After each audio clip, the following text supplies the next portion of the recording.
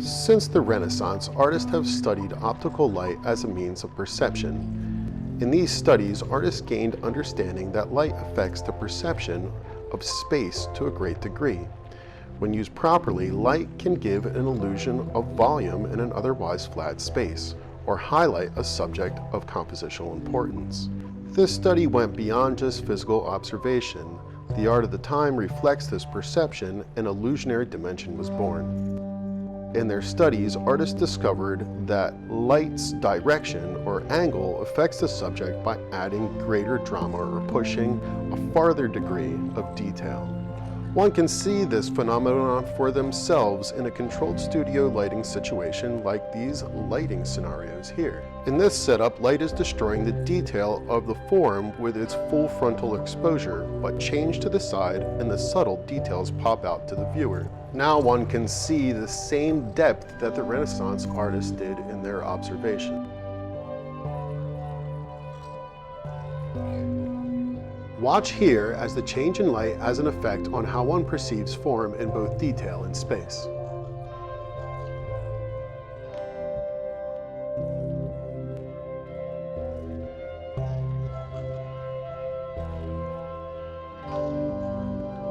Here again, the form appears flat and with very little detail.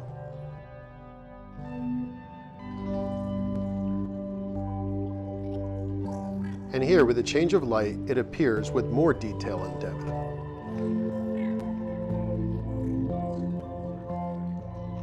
Let's view a few more of these scenarios together. Here the light is traveling around the object once again.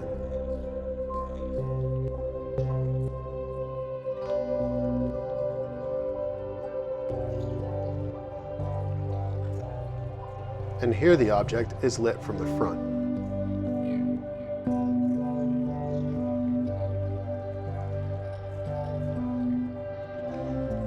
Much more detail can be seen when we change the lighting to the side.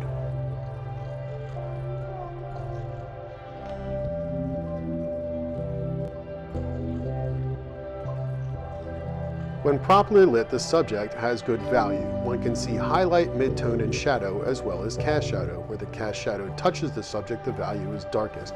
Where the light bounces off of the ground, the subject catches its reflection. It's in this moment of play of light and shadow that the subject's detail is most apparent. Now, let's make a drawing of this subject starting with the value scale, containing all of the values we will need for the sphere. This scale will start with the lightest value and work its way through 7 values to the darkest, the 4th being midtone. All of the values appearing in this scale should also appear in the final subject.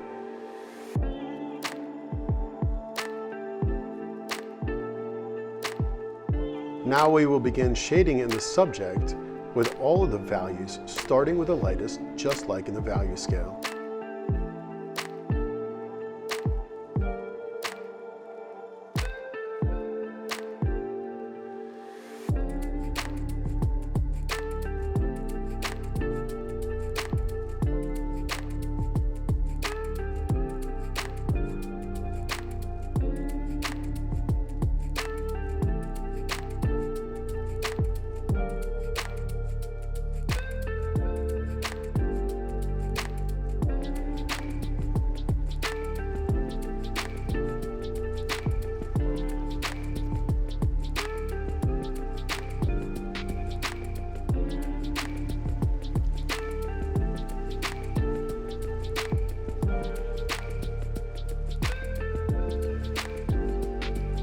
Once the values have been established, one needs to consider the reflection of the ground onto the subject.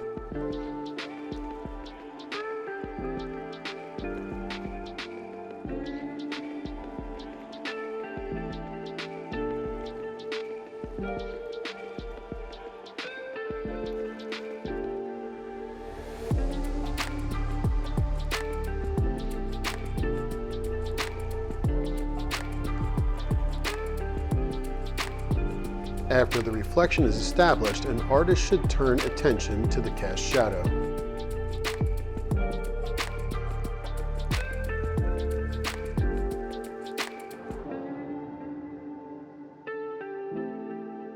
Once completed, establishing depth beyond the subject is very important. This can also be called atmosphere.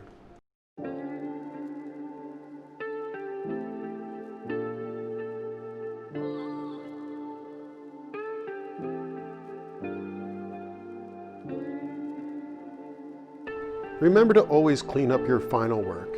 Now notice the highlight, midtone, and shadow sections of this work working together to give more detail to the final product. Notice how using the up and down technique with the side of the pencil point has allowed a subtle change in value rather than the harsher marks made with the tip of the pencil.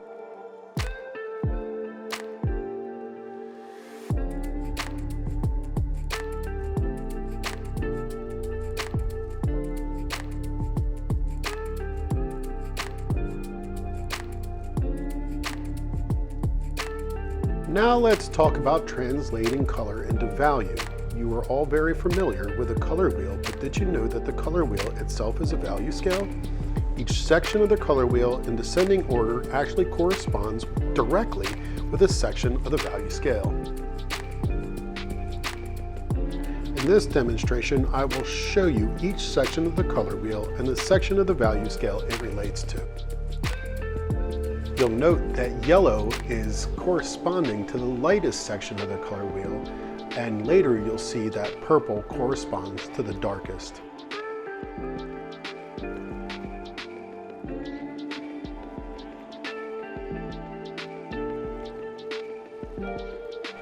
You'll note that red, orange, and blue-green actually make midtone or correspond to midtone in the value scale.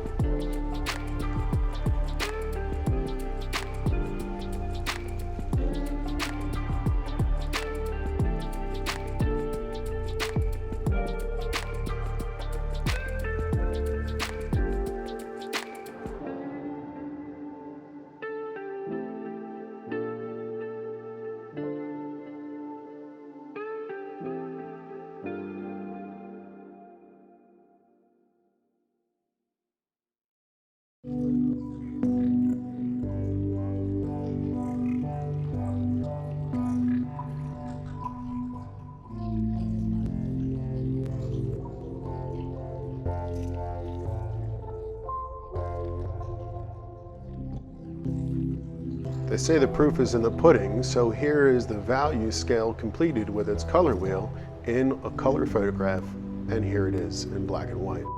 Well, I hope you guys enjoyed this demonstration on light, value, and color. Hope to catch you drawing. Bye!